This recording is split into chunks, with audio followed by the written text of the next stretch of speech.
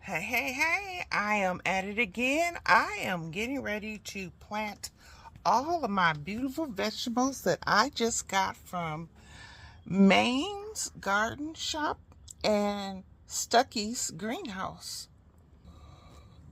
Here they are. Now, I just need to find out where the heck am I going to put them. I still have my collards, which I already know was going to go in this new raised garden bed that I built. And I do have another one, but I need to figure out how I'm going to get it into my greenhouse. Because this is how tall and how big it is. Anywho, let's see what I can get done before the rain hits. And then I am going to try something new today. I took the tops of my water bottles. I'm going to stick them down inside of my bins like this.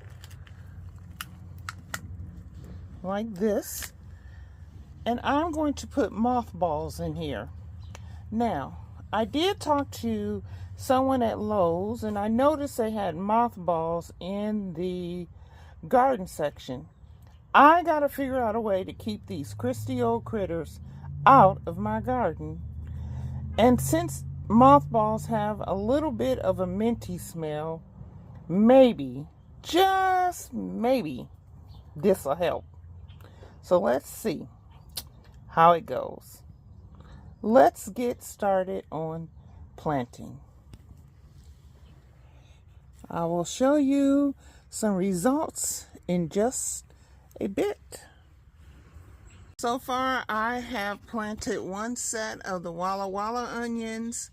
I moved my one spinach plant back. Hopefully, I did not ruin it. And I also planted my bull's blood beet lettuce.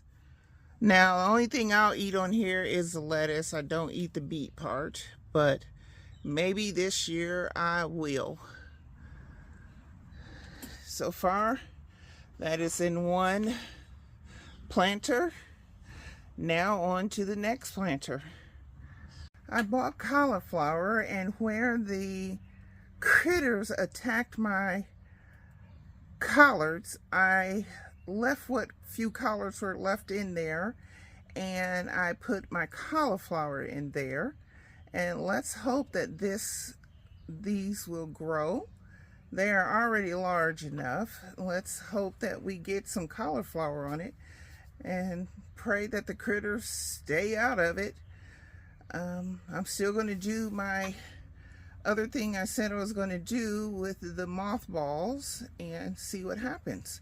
I'm also still going to put my cayenne pepper down the first time around after doing all this planting, along with the mothballs, and see what happens. I'll keep you all updated on that scenario as well. I think I am in trouble with my Georgia collards. I just opened only two 4-packs of Georgia collards, and this is what I got. That means I can only open 4 more packs.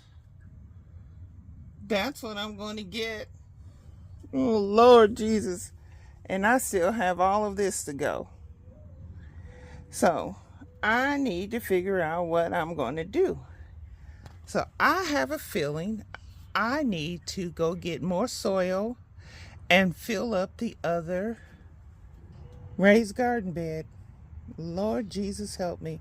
I'm going to have more collard greens than anybody this year. Oh well, more power to me. Oh, I figured out how to get most of my collards in this bin. I was planning on wrong, and I got it right. I will have all but 3 of my packets planted, and that will be fine because I will put them all in this one that's over here, where I thinned it out a little bit. because the critters had attacked that one. But so I thinned this one out a little bit just so I can have a few little collard greens because I'm going to saute them. So I'm just going to add these few in there and thicken that up a little bit. I'll show you that in just a few. Here is all of the collards planted in this new planter. And I still have 3 packets left, and I'm just going to add them right into this right here. Here are the results of the add-ins for this garden bed right here. Not too bad, not too shabby. Now I am going to plant pepper plants right here. This is another area where the animals or critters attacked my garden. So let's get started. So there's my jalapenos planted. My planting is done for now. I will finish a little bit later. It is starting to rain. I still yet have onions, sage, and basil. I'm taking those in the house with me. Thanks for watching.